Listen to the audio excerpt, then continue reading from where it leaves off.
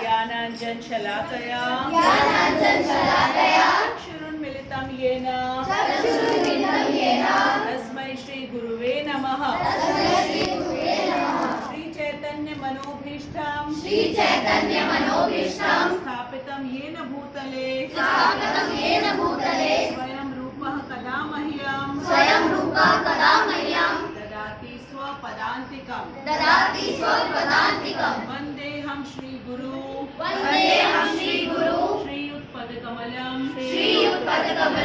श्रीगुरून् वैष्णवांश्च श्रीरूपं साग्रजातं सहगण रघुनाथान्वितं तं सजीवं साद्वैतं सावधूतं परिजन सहितं कृष्ण चैतन्य देवं श्री राधा कृष्ण पादान सहगण ललिता श्री विशाखान्विताश्च हे कृष्ण करुणा सिंधु दीनबंधु जगतपते गोपेश गोपिका कांत राधा कांत नमोस्तुते तप्त कांचन गौरांगी राधे वृंदावनेश्वरी वृषभानुसुते देवी प्रणमामि हरिप्रिये वाञ्छाकल्पतरुभ्यश्च कृपा सिन्धुभ्य एव च पतितानां पावनेभ्यो वैष्णवेभ्यो नमो नमः। श्रीकृष्ण चैतन्य प्रभु नित्यानंद श्री अद्वैत गदाधर श्रीवासादि गौर भक्त वृंद हरे कृष्णा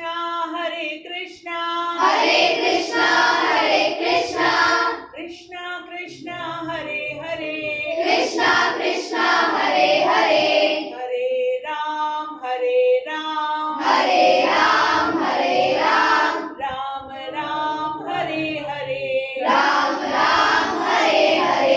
हरे कृष्णा कृष्णा कृष्णा हरे हरे हरे राम राम राम हरे हरे हरे कृष्णा कृष्णा कृष्णा कृष्णा हरे हरे हरे राम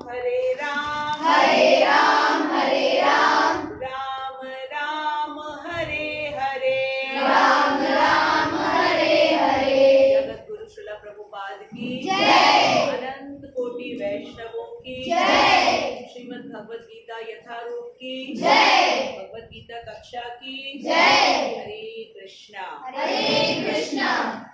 चैप्टर नंबर 3 श्लोक नंबर 10। ठीक है, चैप्टर नंबर 3 श्लोक नंबर 10। चैप्टर नंबर 3 का नाम क्या है? कर्मयोग। क्या नाम है? कर्म योग। कर्म तो सबको मालूम है क्या होता है। कर्म मतलब काम।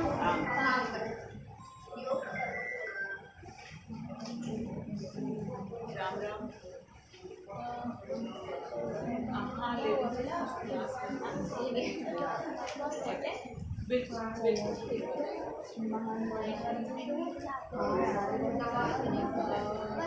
एक्शन से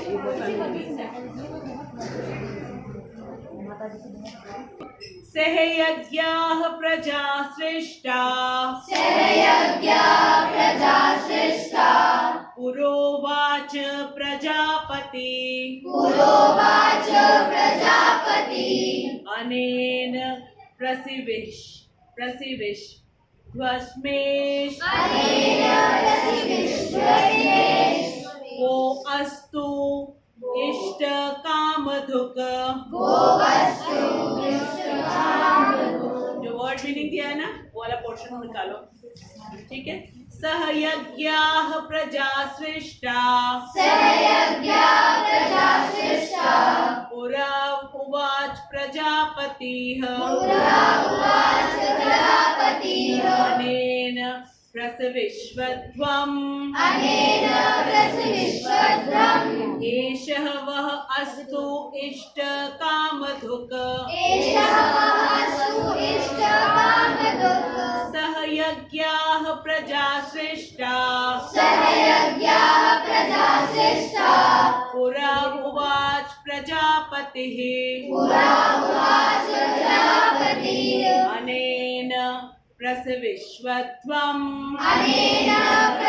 प्रसविश्वध्वम् एषः वः अस्तु इष्ट कामधुक्।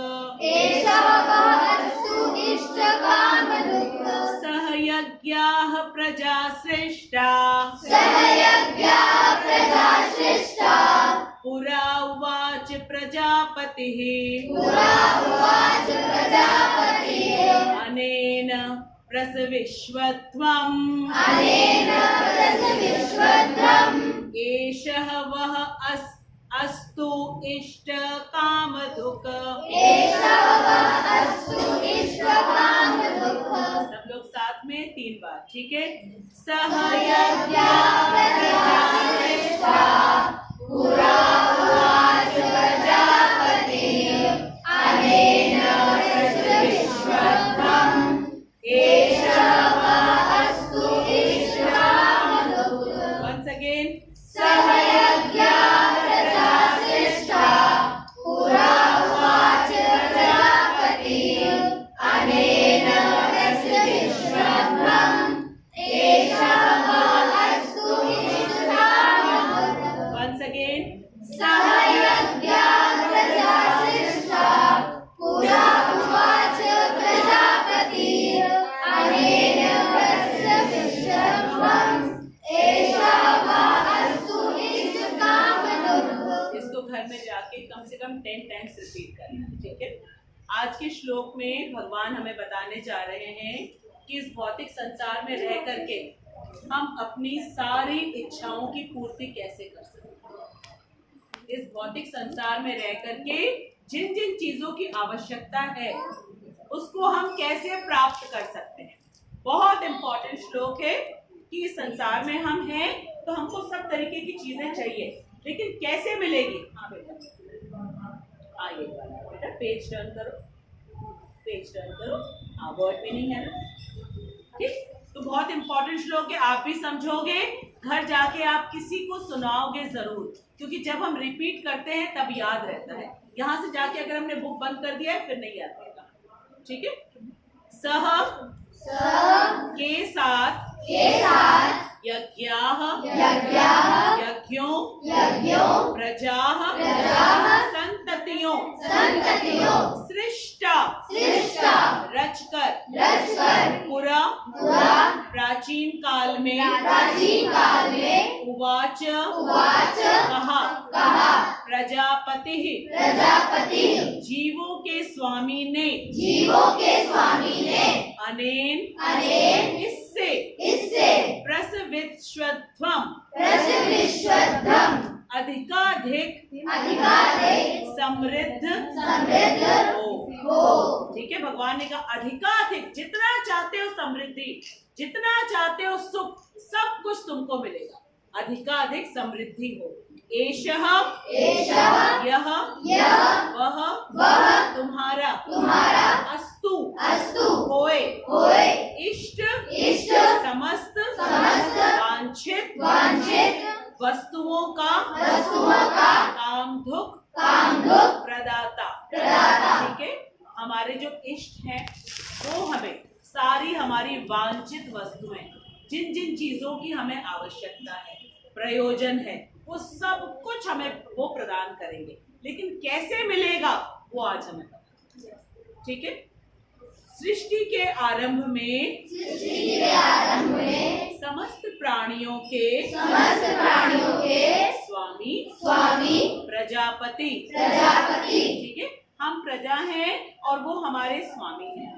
ठीक है, जो सबसे पावरफुल होता है, कंट्रोलर होता है, उसे पति कहा जाता है। जैसे जिसके पास करोड़ रुपए हैं उसको क्या कहा जाता है? करोड़पति कहा जाता है, क्योंकि करोड़ रुपए हैं उसके पास। जिसके पास लाख है उसको क्या कहा जाता है? लखपति। जो पूरे राष्ट्र को कंट्रोल करते हैं उनको क्या कहते हैं? राष्ट्रपति कहते हैं। समझ में आया?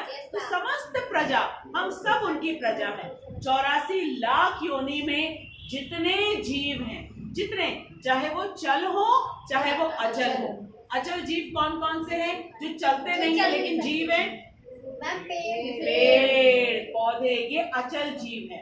ठीक है, पहाड़, बड़े बड़े चट्टान, बड़े बड़े पत्थर, ये अचल है, ये अपनी जगह पे रहते हैं। इनको कोई धकेले, हाँ बेटा, हाँ घर भी है। वाह देव, वेरी गुड। तो ये समस्त जो है अचल और चल, हम लोग सब चल हैं। ठीक है, इन सब के कंट्रोलर, जन्मदाता, पालक सब कौन है? विष्णु।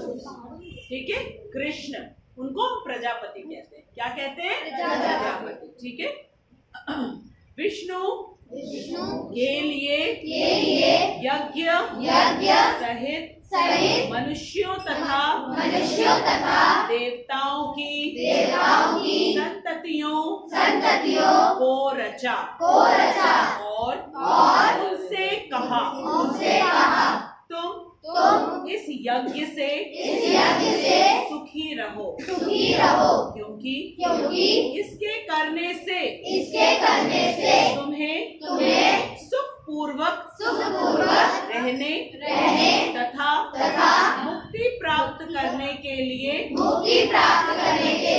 समस्त वांछित वस्तुएं प्राप्त हो सकेंगी। ठीक है, इसका मतलब ये है कि इस पूरी सृष्टि को बनाने से पहले भगवान ने, ठीक है, हमसे पहले जो है समस्त देवी देवता, इसके पहले जो है सप्त ऋषि आए, इनके पहले जो है ब्रह्मा जी आए। ठीक, और ब्रह्मा जी से पहले कृष्ण, क्योंकि कृष्ण की नाभि कमल से, जो गर्भोदकशायी विष्णु है, उनके नाभि कमल से ब्रह्मा जी उत्पन्न हुए। ठीक, तो इन पूरे एक के बाद ब्रह्मा जी के बाद सप्तऋषि हैं, सप्तऋषियों के बाद देवी देवता हैं, देवी देवताओं के बाद हम लोगों को सबको क्रिएट किया है ब्रह्मा जी।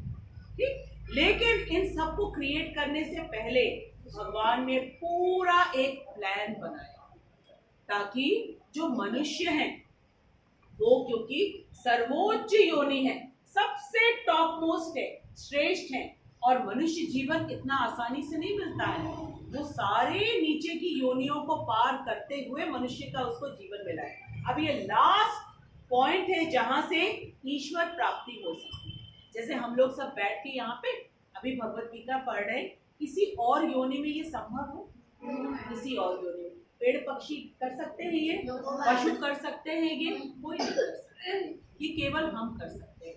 इसलिए हमको बताया जा रहा है कि समस्त आवश्यकताओं की पूर्ति होगी, सुख पूर्वक हैप्पीली रहोगे। क्योंकि अगर हमें हैप्पीनेस नहीं मिलेगी ना, हम कोई काम नहीं कर पाएंगे, कोई काम नहीं कर पाएंगे। अगर हमारी बॉडी हेल्दी नहीं होगी, हम कोई नहीं काम कर पाएंगे। लेकिन कैसे अपने आप को हैप्पी बनाना है, हेल्दी बनाना है, जिन जिन चीजों की आवश्यकता है वो चीजें भी हमको मिल जाए और पाप भी ना हो, तो कैसे करना है वो आज के श्लोक में भगवान ने बताया। ठीक है, अब हम श्रील प्रभुपाद का तात्पर्य पढ़ेंगे। आज के श्लोक की शुरुआत में ही भगवान ने बता दिया कि जिन चीजों की हमें आवश्यकता है, जिससे हम सुख पूर्वक रहें और समस्त हमारी इच्छाओं की भी पूर्ति हो जाए। भगवान ये नहीं कहते कि अपनी इच्छाओं को मार दो, वो जानते हैं कि एकदम से कोई निष्काम नहीं हो पाएगा। हम लोगों ने कितने प्रकार के कर्म सीखे हैं? कितने प्रकार के कर्म होते हैं? बोलो बेटा।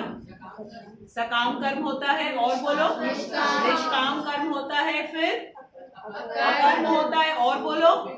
विकर्म होता है। तो जो टॉप मोस्ट है ना, वो है निष्काम। काम का मतलब होता है इच्छाएं, ठीक है। इच्छाओं को रख करके हमने कोई काम किया है तो वो टॉप मोस्ट नहीं है। निष्काम केवल भगवान की प्रसन्नता के लिए। अगर हम भगवत गीता क्लास में आते हैं भगवान की प्रसन्नता के लिए, ये हुआ निष्काम। लेकिन हर कोई निष्काम नहीं बन सकता है, भगवान ये जानते हैं, इसलिए उन्होंने डिफरेंट डिफरेंट कैटेगरीज दी। उन्होंने कहा कोई बात नहीं, निष्काम नहीं बन सकते, हमारे पास एक और कैटेगरी है, वो है सकाम, ठीक है। सकाम, कामनाओं सहित तुम आओ यहाँ पे तुम आओगे, जो तुम 1-1.5 घंटे टाइम स्पेंड करोगे भगवान इसको नोट करेंगे अपने रजिस्टर में, प्रेजेंट मार्क करेंगे। जैसे हम लोग स्कूल जाते प्रेजेंट मार्क होती है, ठीक है, उसी तरीके से भगवान अपने रजिस्टर में प्रेजेंट मार्क कर लेते हैं और वो इसका 1 करोड़ टाइम्स मल्टीप्लाई करके हमें ब्लेसिंग्स देते हैं। ये हुआ सकाम, ठीक है। इसके बाद आता है अकर्म। अकर्म क्या हुआ? जो काम हमें करना चाहिए मनुष्य जीवन पाने के बाद, क्योंकि हम मनुष्य जीवन में भगवान को पहचान सकते हैं, खुद को पहचान सकते हैं। अगर हमने ये नहीं किया, भगवत गीता नहीं पढ़ी, तो वो हो गया अकर्म, अकर्म हो गया वो, ठीक है। कि हमको जो करना था, उचित जो था मेरा ड्यूटी, वो हमने नहीं की। और सबसे गंदा होता है विकल्प, सबसे गंदा वो क्या है? शास्त्र में जिन चीजों को करने के लिए मना किया गया है, हम उन चीजों को कर रहे हैं, ठीक है। एक होता है शास्त्र अनुमोदित कर्म। शास्त्र में हमें बताया है स्वधर्म करना है, भोजन करना है, स्नान करना है, परिवार के साथ रहना है, ठीक है, समाज के साथ रहना है, ये सब कुछ हमको शास्त्र में बताया है। इसीलिए समाज में 4 वर्ण आश्रम बताया गया है, ताकि पूरी सोसाइटी अच्छी तरीके से चलते रहे। यहाँ पे कुछ ऐसे लोग हो जो बहुत इंटेलेक्चुअल हो, सबको गाइडेंस दे, वो कौन सा वर्ण है? ब्राह्मण है, जो ब्रह्म का ज्ञान लेते हैं और सबको बताते हैं भगवत गीता, भागवत पढ़ के, रामायण पढ़ के कि क्या करना चाहिए, वो इंटेलेक्चुअल क्लास हो, ठीक है। इसके बाद जो नीचे वाला क्लास है, जो लॉ एंड ऑर्डर, पूरे जगह पे, हर जगह पे, ताकि समाज में व्यवस्था बनी रहे, कोई भी वहां पे अत्याचार ना हो, ये कौन सा वर्ग है? क्षत्रिय। क्षत्रिय जो है वो हाथ है समाज के, हाथ से क्या होता है? प्रोटेक्शन दी जाती है, सुरक्षा दी जाती है, ठीक है। इसके बाद आता है पेट, क्योंकि अगर भोजन नहीं मिलेगा तो हार्ट और ब्रेन ये कमजोर हो जाएंगे। ये कौन सा वर्ग होता है? वैश्य होता है, जो समाज में व्यापार का कार्य करता है, प्लस कृषि, एग्रीकल्चर, खेतों में काम करते हैं, और साथ में गौ पालन, ठीक है, गौ पालन करेंगे, काउ प्रोटेक्शन करेंगे, ये सब काम वैश्य करते हैं। लेकिन जो ये तीनों कार्य नहीं कर सकते, न ब्राह्मण का कर सकते हैं, न क्षत्रिय का कर सकते हैं, और ना ही वैश्य का कर सकते हैं, ठीक है। फिर उनके लिए एक और है वर्ग, वो है शूद्र। वो क्या करते हैं? वो इन सब के यहाँ पे काम करते हैं, सबके यहाँ पे काम करते हैं। ये कारपेंटर्स हैं, ठीक है, ये जो है इंजीनियर्स हैं, ठीक है, ये मैकेनिक्स हैं, ये सारे के सारे हैं। क्यों? क्योंकि इनके बिना काम नहीं हो सकता है। अगर हम एक बिल्डिंग भी बनाएंगे तो हमको मिस्त्री भी चाहिए, कारपेंटर भी चाहिए, प्लम्बर भी चाहिए, इलेक्ट्रीशियन भी चाहिए, आर्किटेक्ट भी चाहिए, सब के सब हमको चाहिए, ठीक है। तो ये सब जो कहीं पे काम करने जाता है, अब ध्यान से सुनो, जो कहीं पे सैलरी पे काम करने जाता है वो सब के सब शूद्र में आते हैं। शूद्र का मतलब ये नहीं होता है कि वो एकदम खराब है, नहीं। जैसे क्या कहा गया? ब्राह्मण हेड है, ठीक है, क्षत्रिय हैंड्स हैं, वैश्य स्टमक है, और शूद्र पैर। बिना पैर के हम काम कर सकते हैं? पैरों से चल के आप आए हो ना यहाँ पे, पैरों से चल के आए हो और अपने ब्रेन से समझ रहे हो। तो ये चारों के चारों इक्वली इंपॉर्टेंट है, कभी भी इनको किसी को भी डिग्रेड नहीं करना चाहिए, कभी भी नहीं करना चाहिए। बस ये हमारे अपने इंक्लिनेशन, अपने इंटरेस्ट के अनुसार, हर कोई पढ़ नहीं सकता है, लेकिन वो प्रोटेक्शन तो दे सकता है, ठीक है। वो किसी के लिए एग्रीकल्चर तो कर सकता है, व्यापार तो कर सकता है, वो अच्छा, हमें देख नहीं पा रहे हो? तुम उसके पास बैठो, कौस्तुभ के पास बैठो।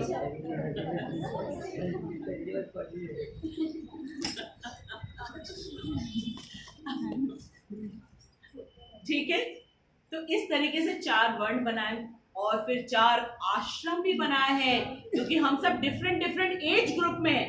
ठीक, सो 0 से लेके 25 तक कौन सा आश्रम होता है? ब्रह्मचर्य। कौन सा आश्रम? ब्रह्मचर्य। उसमें हमें क्या करना है? शिक्षा लेना है और अपने इंद्रियों को नियंत्रण में रखना है। इंद्रियों को नियंत्रण में रखना है। हमारी 2 प्रकार की इंद्रियां होती है, ज्ञान इंद्रियां, कर्म इंद्रियां। ज्ञान इंद्रियों से हम सारे नॉलेज को लेंगे। कौन कौन सी ज्ञान इंद्रियां हैं? आंखें हैं, ठीक है, नाक है, कान है, जिह्वा है और स्किन है।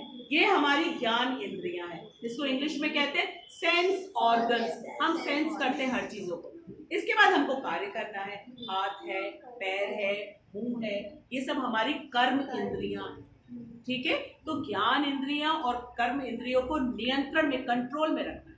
अगर हम कंट्रोल में नहीं रखेंगे तो ब्रह्मचर्य का जो मेन एम है, मेन एम क्या है ब्रह्मचर्य का? शिक्षा लेना। क्या है? ताकि हम शिक्षित हो। हम सब चाहते हैं ना कि हम एजुकेटेड हो, हमें नॉलेज हो। कैसे होगा? जब तक हम इंद्रियों को संयम में नहीं रखेंगे। और भगवान ने ये भी बता दिया है कि बाहरी रूप से कर्म इंद्रियों को हमने कंट्रोल कर लिया कि हम लोग सब कर सकते हैं। कर्म इंद्रियों को कंट्रोल करना मुश्किल बात नहीं। कैसे करते हैं इंद्रजीत? कर्म इंद्रियों को कैसे कंट्रोल करते हैं बताओ?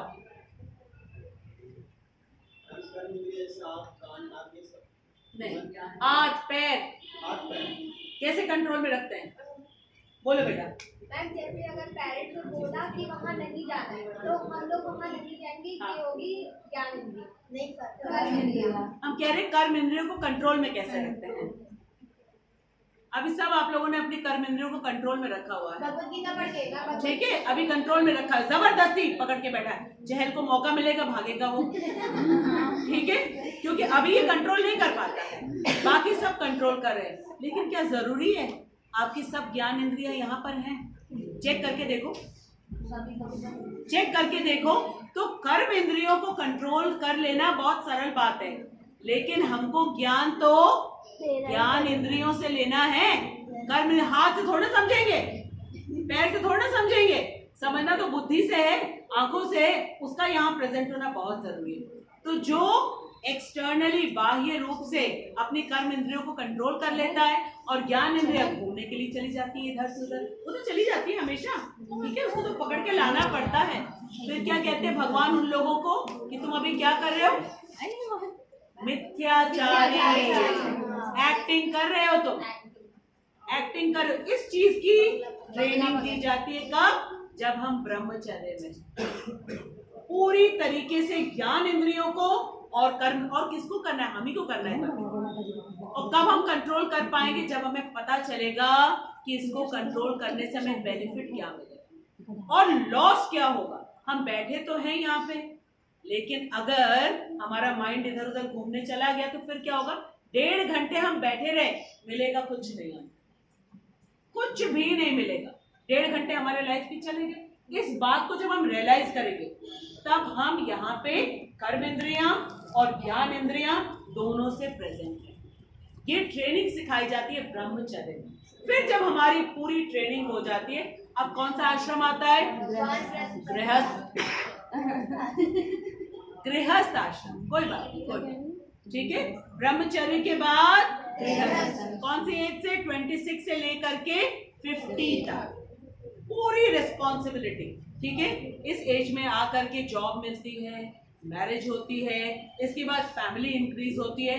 अगर हमारी कर्म इंद्रियां और ज्ञान इंद्रियां कंट्रोल में नहीं है, ठीक है, हम ऑफिस के लिए निकले घर से और वहां पे हम देख रहे क्रिकेट का मैच हो रहा है, ऑफिस नहीं जाएंगे, हम तो जाएंगे अब क्रिकेट खेलने के लिए। चल पाएगा ये काम? नहीं हो पाएगा, क्योंकि ब्रह्मचर्य में कंट्रोल कर लिया है। रिस्पॉन्सिबिलिटी हमें पता चल गई है। सौम्या है, इसको ऑफिस जाना होता है, ठीक है, अच्छा वर्क फ्रॉम होम है, वर्क फ्रॉम होम है लेकिन आप डिसिप्लिन तरीके से बैठते हो ना कि इतने देर से इतनी देर तक हमको काम करना है, तो इसी को कहते हैं कि कर्म इंद्रियों को और ज्ञान इंद्रियों को हमको नियंत्रण में रखना है, अदरवाइज हम कोई काम नहीं करते।